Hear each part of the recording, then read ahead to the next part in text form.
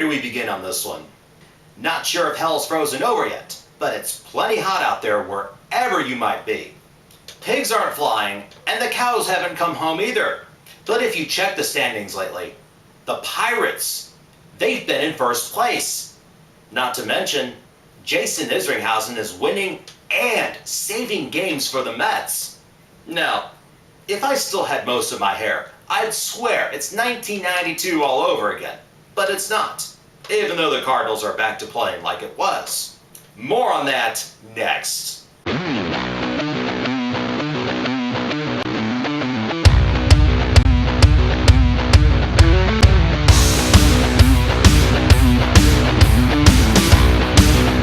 Cards dropped 2 out of 3 against the Pond Scum Mets. Starting with Tuesday night, they lose 4-2. Kyle Loesch was pitching in spite of a horrible record against the likes of Jose Reyes and Carlos Beltran. Guess what? They were both back in the lineup, just in time for the series. He did help his own cause in the 5th inning with an RBI single off of their rookie pitcher, Dylan G. Lance Berkman scored to make it 1-0. But he wouldn't have it so good on the mound in the 5th and 6th innings. Angel Pagan and Daniel Murphy each had 2-run doubles in their respective innings to put this game pretty much out of reach. Lance Berkman did hit a towering solo shot to right center field off the Shea Bridge to bring it to 4-2. But Jason Isringhausen comes in and doesn't blow it like we've seen from him for many years. Instead, he shuts down the Cards for his first save since 2008. As we move on to Wednesday night, no Albert Pujols, no Yadier Molina, and no win. They lost in 10 innings, 6-5. Pujols was scratched because, according to Tony La Russa, he wanted to protect his swing against their knuckleballer, R.A. Dickey. Huh? Even Pujols didn't get it, but that was the excuse. They did manage to jump out to a 4-0 lead early, thanks to some timely hitting in the 1st and 3rd innings. But the Mets would come back with a couple of RBI hits in the 3rd, and a 2-run homer from the 5th by, you guessed it, Mr. Cardinal Killer himself, Carlos Beltran, to tie things up. They would regain the lead in the 8th as Gerald Laird laid down a perfect bunt down the 3rd base line, catching their 3rd baseman Daniel Murphy out of position, allowing Matt Holliday to score.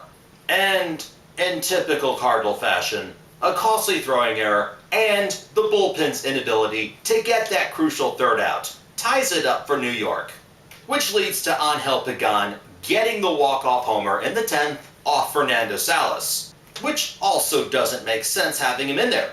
It wasn't a safe situation, and he was out there for more than 1 inning. And even worse, guess who gets the win? That's right, Jason Isringhausen. His first win since, I can't even remember when. The Cardinals would salvage a win out of the series to avoid the sweep with a quick win 6-2. Jake Westbrook goes 8 innings, allowing 2 runs on 4 hits, striking out 3.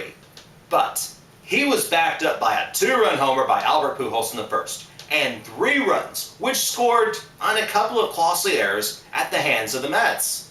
Their 6th run was scored in the 8th off a Skip Schumacher RBI hit.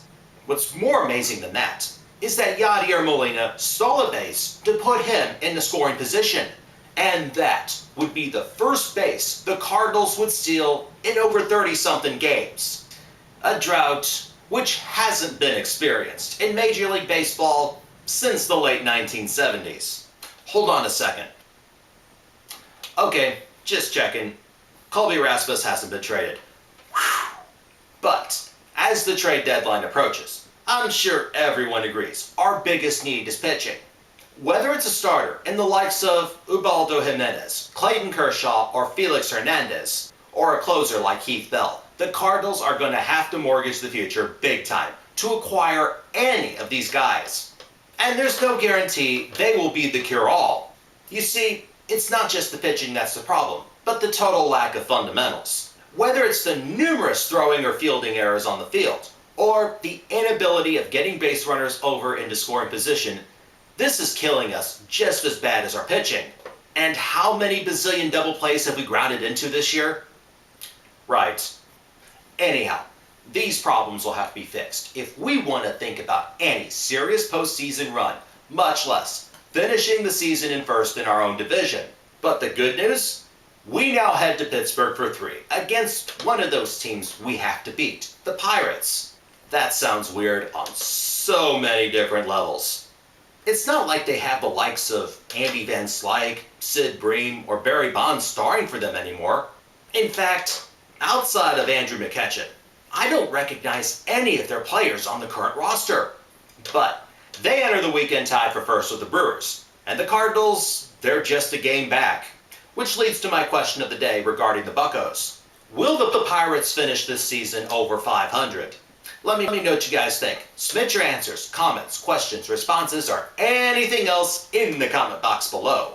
Subscribe on YouTube, follow me on Twitter, and check out www.i70baseball.com.